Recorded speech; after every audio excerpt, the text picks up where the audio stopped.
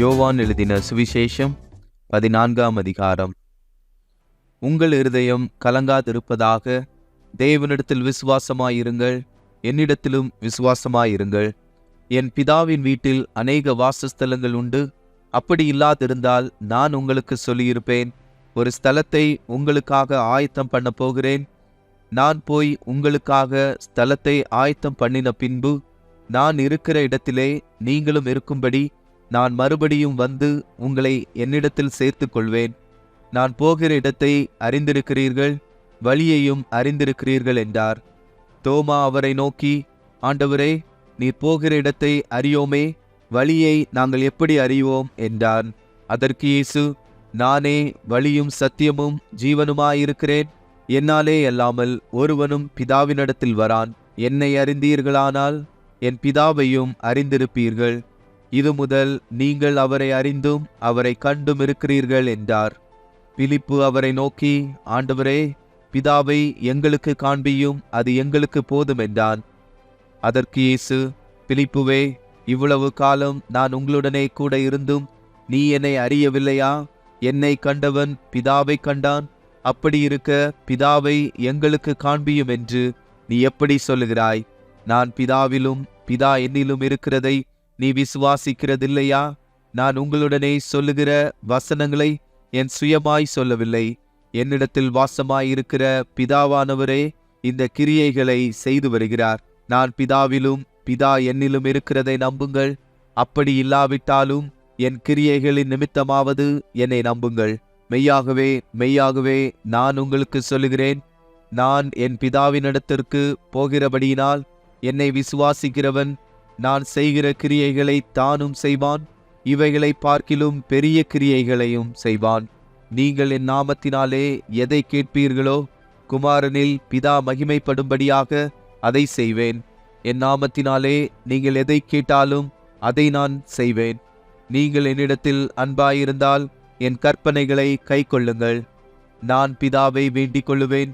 அப்பொழுது என்றென்றைக்கும் உங்களுடனே கூட இருக்கும்படிக்கு சத்திய ஆவியாகிய வேறொரு தேற்றரவாளனை அவர் உங்களுக்கு தந்தருளுவார். உலகம் அந்த சத்திய ஆவியானவரை காணாமலும் அறியாமலும் இருக்கிறபடியால் அவரை பெற்றுக்கொள்ள மாட்டாது. அவர் உங்களுடனே வாசம் பண்ணி உங்களுக்குள்ளே இருப்பதால் நீங்கள் அவரை அறிவீர்கள். நான் உங்களை திக்கற்றவர்களாக விடேன், உங்களிடத்தில் வருவேன். இன்னும் கொஞ்ச காலத்திலே உலகம் என்னை காணாது, நீங்களோ என்னை காண்பீர்கள். நான் பிழைக்கிறபடியினால் நீங்களும் பிழைப்பீர்கள். நான் என் பிதாவிலும் நீங்கள் என்னிலும் நான் உங்களிலும் இருக்கிறதை அந்நாளிலே நீங்கள் அறிவீர்கள். என் கற்பனைகளை பெற்றுக்கொண்டு அவைகளை கைக்கொள்ளுகிறவனே என்னிடத்தில் அன்பாயிருக்கிறான். என்னிடத்தில் அன்பாயிருக்கிறவன் என் பிதாவுக்கு அன்பாயிருப்பான். நானும் அவனில் அன்பாயிருந்து அவனுக்கு என்னை வெளிப்படுத்துவேன் என்றார். ஸ்காரியோத் அல்லாத யூதா என்பவன் அவரை நோக்கி, ஆண்டவரே, நீர் உலகத்துக்கு உம்மை வெளிப்படுத்தாமல் எங்களுக்கு உம்மை வெளிப்படுத்தப் போகிற காரணம் என்ன என்றான். இயேசு அவனுக்கு பிரதியுத்தரமாக, ஒருவன் என்னில் அன்பாயிருந்தால் அவன் என் வசனத்தை கைக்கொள்ளுவான். அவனில் என் பிதா அன்பாயிருப்பார். நாங்கள் அவனிடத்தில் வந்து அவனோடே வாசம் பண்ணுவோம். என்னில் அன்பாயிராதவன் என் வசனங்களை கைக்கொள்ள மாட்டான். நீங்கள் கேட்கிற வசனம் என்னுடையதாயிராமல் என்னை அனுப்பின பிதாவினுடையதாயிருக்கிறது. நான் உங்களுடனே தங்கியிருக்கையில் இவைகளை உங்களுக்கு சொன்னேன். என் நாமத்தினாலே பிதா அனுப்பப் போகிற பரிசுத்த ஆவியாகிய தேற்றரவாளனே எல்லாவற்றையும் உங்களுக்கு போதித்து நான் உங்களுக்கு சொன்ன எல்லாவற்றையும் உங்களுக்கு நினைப்பூட்டுவார். சமாதானத்தை உங்களுக்கு வைத்து போகிறேன், என்னுடைய சமாதானத்தையே உங்களுக்கு கொடுக்கிறேன். உலகம் கொடுக்கிற பிரகாரம் நான் உங்களுக்கு கொடுக்கிறதில்லை.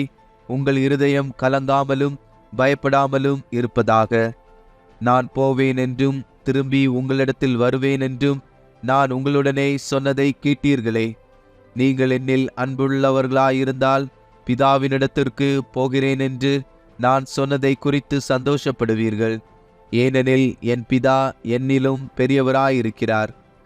இது நடக்கும்போது நீங்கள் விசுவாசிக்கும்படியாக நடப்பதற்கு முன்னமே இதை உங்களுக்கு சொன்னேன். இனி நான் உங்களுடனே அதிகமாய் பேசுவதில்லை. இந்த உலகத்தின் அதிபதி வருகிறான். அவனுக்கு என்னிடத்தில் ஒன்றுமில்லை.